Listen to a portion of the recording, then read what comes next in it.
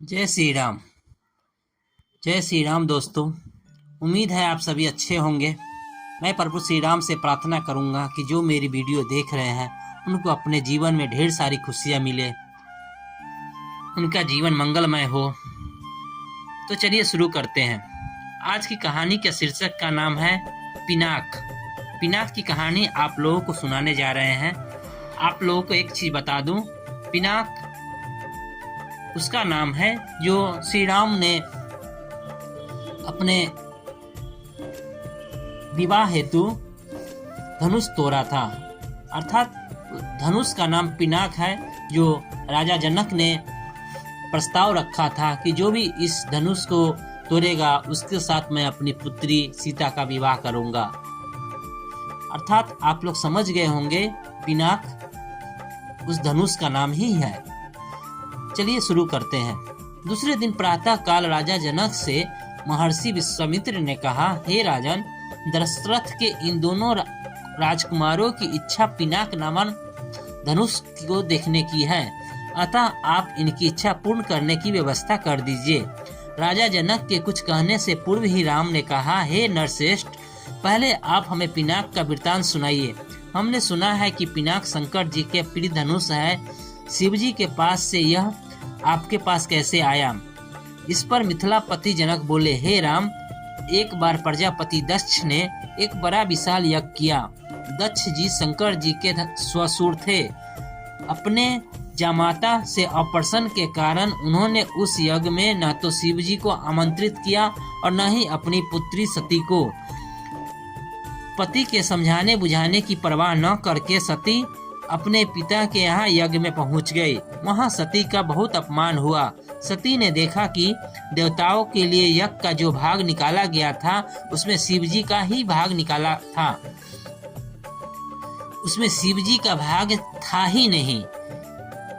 इससे क्रुद्ध होकर सती ने यज्ञ कुंड में कूदकर अपने प्राण त्याग दिए। महादेव जी के गणों ने जो सती के साथ राजा दक्ष के यहाँ आए थे, लौटकर महादेव जी को सारा वृत्तांत बताया। सती की मृत्यु की सूचना पाकर महादेव जी बड़े क्रुद्ध हो गए। उन्होंने राजा दक्ष की यज्ञ भूमि में जाकर उस यज्ञ को नष्ट कर डाला। फिर वे अपना पिनाक नामक धनुष पर धनुष चढ़ाकर देवताओं को मारने के लिए अग्रसर हुए, क्योंकि देवताओं ने उस यज्ञ का भाग महादेव जी को नहीं दिया था। महादेव जी को यह रौद्र रूप देखकर सारे देवता भयभीत हो गए। देवताओं ने अनुनय विनय करके महादेव जी को क्रोध शांत कराया। क्रोध शांत होने पर महादेव जी ने पिनाक को देवताओं को दे दिया और कैलाश पर्वत पर लौट गए। देवताओं ने उस धनुष को हमारे पूर्व पुरुष देवरात को दे दिया। तभी से वह धनुष हमारे यहाँ रखा हुआ है।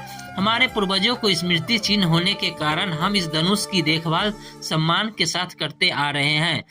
इसी बीच एक बार हमारे राज्य में अनावृष्टि के कारण सूखा पड़ गया, जिससे प्रजाजनों में को भयंकर कष्ट का सामना करना पड़ा। उस कष्ट से मुक्ति पाने के लिए मैंने एक बहुत बड़ा यज्ञ किया। पुरोहितों के आदेशानुसार मैंने अपने हाथों से खेतों में हल चलाया। हल से भूमि खोदते खोदते भगवान की इच्छा से मुझे एक परम रूपवती कन्या प्राप्त हुई। उसे मैं अपने राजमहल में ले आया और उसका नाम सीता रखकर अपनी पुत्री के समान उसका लालन पालन करने लगा। जब सीता किशोरावस्था को प्राप्त हुई तो दूर दूर तक उसके सौंदर्य एवं गुणों की ख्याति फैलने लगी। देश देशांतर के राजकुमार उसके साथ विवाह करने के लिए ललायित होने लगे। मैं अद्भुत पराक्रमी योद्धा के साथ ही सीता का विवाह करना चाहता हूँ।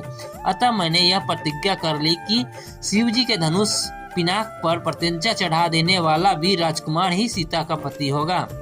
मेरी प्रतिज्ञा की सूचना पाकर सहस्त्रों राजकुमार और राजा महाराजा समय समय पर अपने बल की परीक्षा करने के लिए यहाँ आए, किंतु पिनाक पर प्रत्यंचा चढ़ाना तो दूर, वे उस तिल भर खिसका न सके। जब वे अपने उद्देश्य में इस प्रकार निराश हो गए तो वे सब मिलकर मेरे राज्य में उत्पात मचाने लगे। मेरे प्रदेश के चारों ओर से घेर लिया और निरीह प्रजाजनों को लूटकर आतंक फैलाने लगे। मैं अपनी सेना को लेकर उनके साथ निरंतर युद्ध करता रहा। वे अनेक राजा थे, उनके पास सेना भी बहुत अधिक थी, इसलिए इस संघर्ष में मेरी बहुत सी सेना नष्ट हो गई। इस पर मैंने भगवान को सहारा मानकर उनकी तपस्या की। मेरी तपस्या से प्रसन्न होकर भगवान ने मुझे देवताओं की चतुरंगिनी सेना प्रदान की। उस सेना ने आतताई राजाओं के साथ भयंकर युद्ध किया और सभी उपद्रवी राजकुमारों को भगाया। उनके भाग जाने के बाद मैंने सोचा कि एक विशाल यज्ञ करके इस अवसर पर ही अपनी प्रतिज्ञा पूरी करूं और सीता का विवाह कर निश्चिंत हो जाऊं। इसलिए मैंने यह महान यज्ञ का आयोजन किया है। अब जो कोई भी महादेव जी के इस धनुष की प्रत्यंचा चढ़ा देगा, उसी वीर पुरुष के साथ मैं अपनी अनुपम गुणवती पुत्री सीता के विवाह करके निश्चिंत हो जाऊंगा। यह थी आज की कहानी। आशा है आपको पसंद आया होगा। आपको अगर ये हमारी कहानी पसंद आई तो कृपया लाइक करें, सब्सक्राइब करें और अपने लोगों के साथ शेयर करें। धन्यवाद।